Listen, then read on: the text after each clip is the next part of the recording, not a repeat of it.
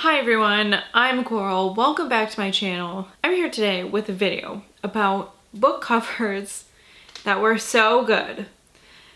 However, when I read the book, it was not as good as the cover portrayed it to be. Or, you know, the insides just didn't match up with the outsides. So, of course, I have to preface this with I'm probably going to be saying negative things about the books that I'm talking about because I am picking out books that I specifically did not like as much as I expected to.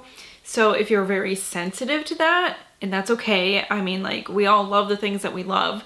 I'd recommend looking through my description because in most videos I write out the books that I talk about in the specific video, right? So look through that, make sure I'm not talking about your favorite book in the whole fucking world, and then watch if you're, you know, very sensitive about that. And that's okay if you are. We all, like I said, some things people are very passionate about, but now if you're watching this, you're agreeing. We're in a contractual verbal agreement right now that going forward you can't be upset with what I'm saying because you know going into this I might be saying something negative about something you like, right? Okay, so now that we've got that over with, I'm going to be talking about some books with really great covers but not so great stories. First up, unfortunately, this is With Teeth by Keene. This is just a novella. This is about a whole group of dudes who go to a hauler. I think they're looking for some moonshine equipment, and well, there are vampires living there. And the vampire part of this was really fun, but a lot of what I didn't love is that there are so many characters. I believe there are 6 to 8 dudes. And in my opinion, that is just far too many for a novella because we have to learn a little bit about that. So there's this huge info dump at the beginning. And I feel like that's a lot of the book considering, I mean, this has got to be what, 100 pages maybe? 126? That's a significant portion of this book already. And then, I don't know, it's just everything happens too fast in my opinion. And I guess my point is that this cover is so good. And I love covers like this where it's a picture within a picture. So we've got this vampire, right? That's the first thing your eyes look at, maybe.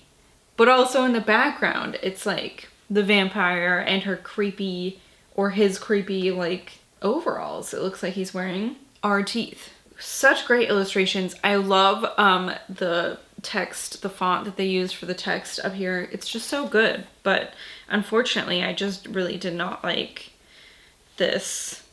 I don't know. It's not that it was bad. And of course, I'm never saying don't read a book. This book isn't worth reading. It was just not a book that I liked. Then we have The Project by Courtney Summers.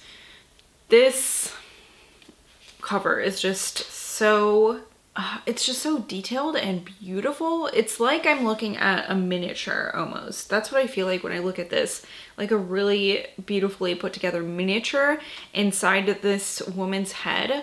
And I think really what gets me is the color palette with the really deep red, the really bright red, I guess. It's not so much a deep red, but it's really bright.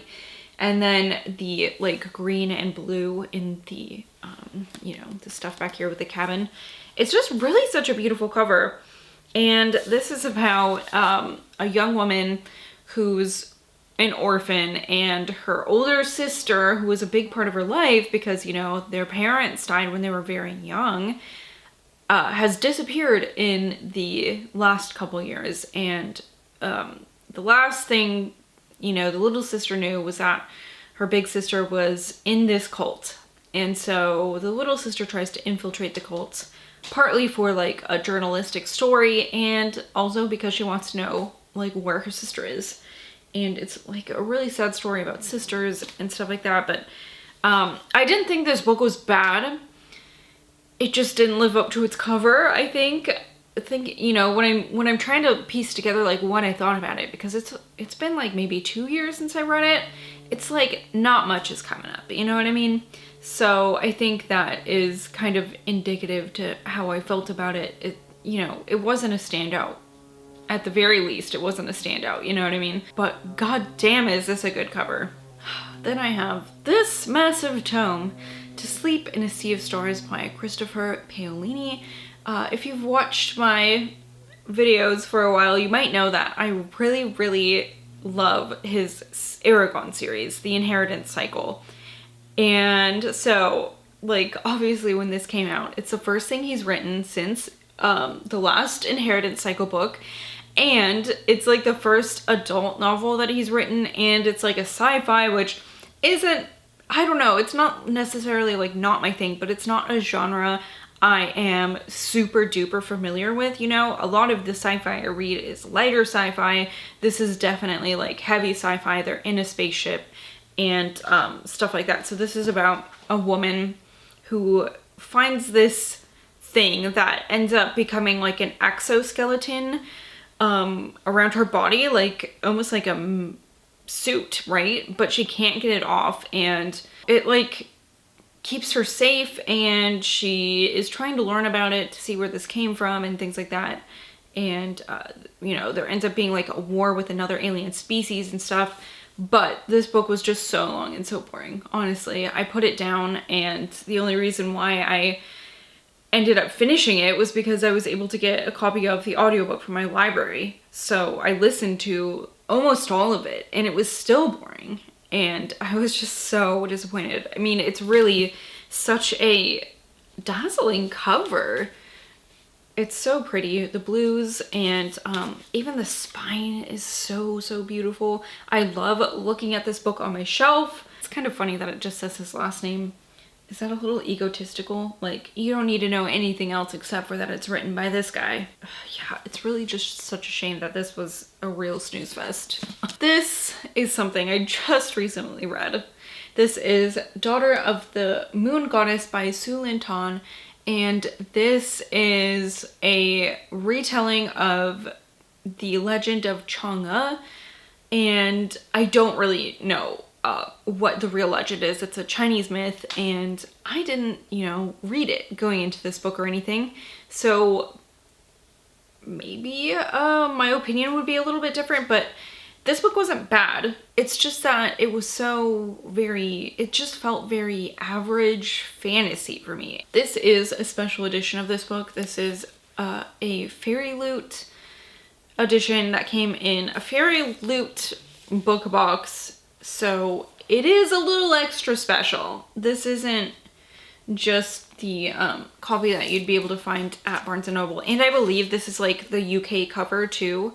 So the US cover is a little bit different, but it's still a very beautiful book in my opinion. This is about a young girl, Xingyan, and she is the daughter of the moon goddess. Her mother, the moon goddess, is like being held at the moon. She can't leave. She was like banished to the moon because of something she did as a mortal, and now Xingyan is trying to like win the celestial emperor's favor so that she can ask for her mother's pardon. But nobody knows that she's the moon goddess's daughter. Like, nobody knows she exists. They think that the moon goddess is just up there by herself, but really, you know, she's been raising Xingyan in like seclusion. So Xingyan has to kind of start from the bottom because nobody knows that she is like kind of royalty almost, you know, like celestial royalty. And she ends up being able to become the companion of the celestial emperor's son, who is like a hot guy, you know what I mean?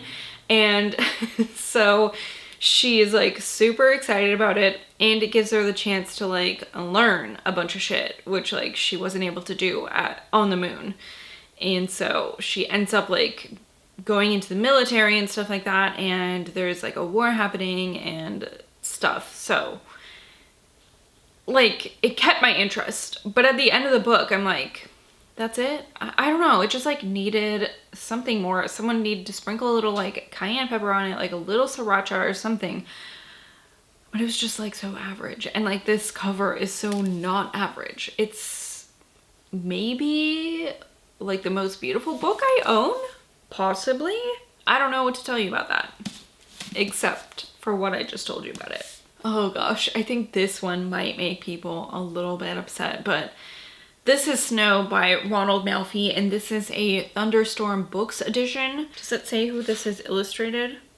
Danielle Sarah did the cover art. So great job.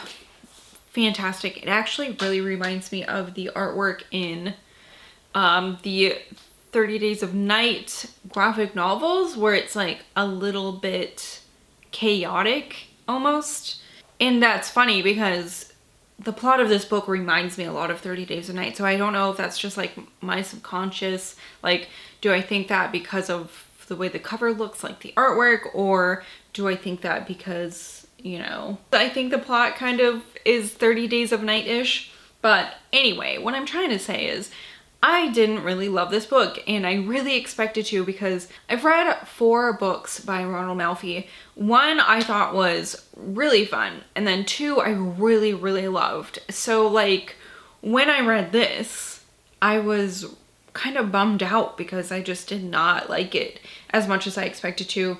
This is about this dude, and he's trying to get home to see his son for Christmas. His flight is delayed because there's a blizzard, and he decides like, fuck it, I'm gonna get there before Christmas anyways, like, which is a very Midwest thing to think, like, I'll just drive 10 hours instead of fucking flying there. And so like him and a couple other passengers who are also supposed to be on this delayed flight decide to rent a car and just drive. So they're doing that. It's storming out. There's a blizzard, and they come to like this exit towards this town, and there is a man on the side of the road. And so they stop because he looks like he's in distress, and he says he can't find his daughter. And you know, the kind of hairs on the back of your neck just start to stand up as you're reading this. You know that something's just like not right about the situation.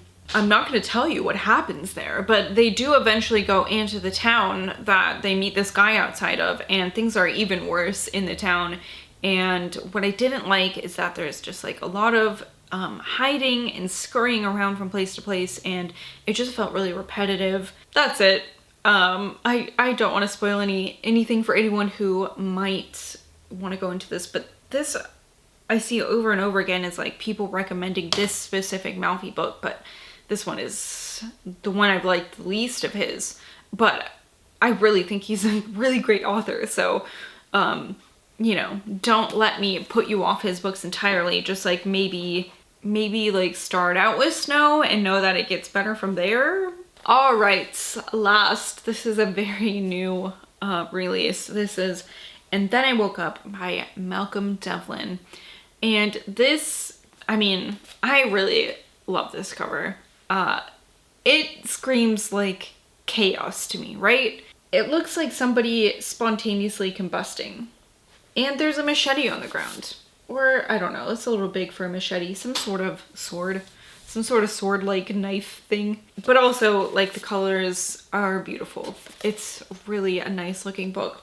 This is about this guy named Spence, and he's at this kind of like rehabilitation center after some sort of apocalyptic events, and we don't really know like what's actually going on. It's very kept under wraps at first in this novel, and it slowly unfolds like what's actually happening, but it's some sort of zombie-like event. Luckily, Spence is being rehabilitated after being involved in stuff that was happening.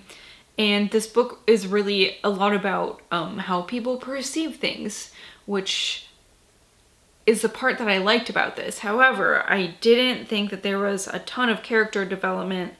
I got kind of bored. This isn't a long book. This is 160 pages. It's like a longer novella, you know what I mean? But I just had a really hard time staying with it. There was one character that's introduced. Her name was Layla, and I liked her, but not until like the very, very end of the book when we actually finally get some backstory on what's going on with her, you know what I mean? Overall, I just expected more from a book with a cover like this, which is, I guess, what this entire video is about. So, of course, totally not telling you not to read this, because I'm not going to be like that. I don't know about any of these, you know? This was kind of just a book about books that didn't live up to the expectation that I gave them based on their covers. Many people do like these books, of course, much more than me. So, I don't know. Will you read these? That's what I have for you today, everybody. I'd love to know if you've read any of these and what you thought about them. And I'd love to know if there are any books that you've read that just have such a great, great cover, but then like, do not quite nail it. I'm talking about like The Kill by Henry W. Hutcherman. I actually did a video like this quite a few years ago, so maybe I should leave a clicker to that in case you want to watch it. Although I might be embarrassed because some of my older videos, I don't know, not that I'm polished now, but it definitely takes you a while to get used to like talking to somebody like they're not there. So anyways, how about I leave the video in the description in case you want to watch it. If you don't, that's okay. But I do talk about some more books like that. I might be even more rude. Possibly. I don't know. I didn't watch a video. I just scanned through to make sure I wasn't repeating books. But holy shit, I'm done talking now. Thank you all so much for watching, and I will see you later. Goodbye!